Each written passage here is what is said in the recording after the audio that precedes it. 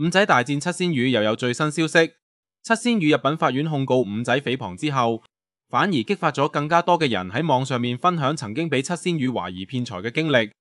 其中包括咗曾經參選 ViuTV 口罩小姐嘅齊子嫣 Josephine 響佢寵物頻道入邊分享咗七仙魚最近聯絡佢，叫佢唔好聽依家網上邊對佢嘅批評。睇翻網上記錄，一個2023年嘅訪問入面就有講過 ，Josephine 響參選嘅時候，節目組介紹佢嘅時候就有講過佢係七仙魚嘅朋友呢個身份，而喺嗰篇報道入邊亦都有展示佢同七仙魚嘅合照，內容就係有關 Josephine 感謝七仙魚俾佢響節目入邊演出，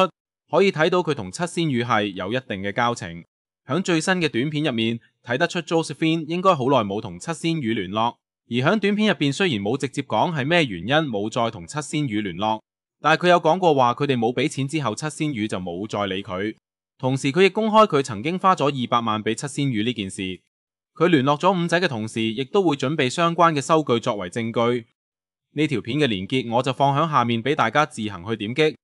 大家如果有興趣就 click 入去睇。齊子嫣出嚟指證，再加埋上次港葉小姐呢兩件事，亦都再次證明咗七仙魚依家主動聯絡翻一啲牽涉金額比較大嘅受害人，游說佢哋唔好同傳媒披露佢哋之前溝通嘅細節。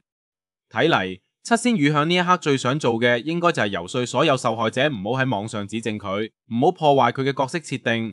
有關五仔大戰七仙魚嘅新聞我會持續為大家更新，有興趣就記得收睇。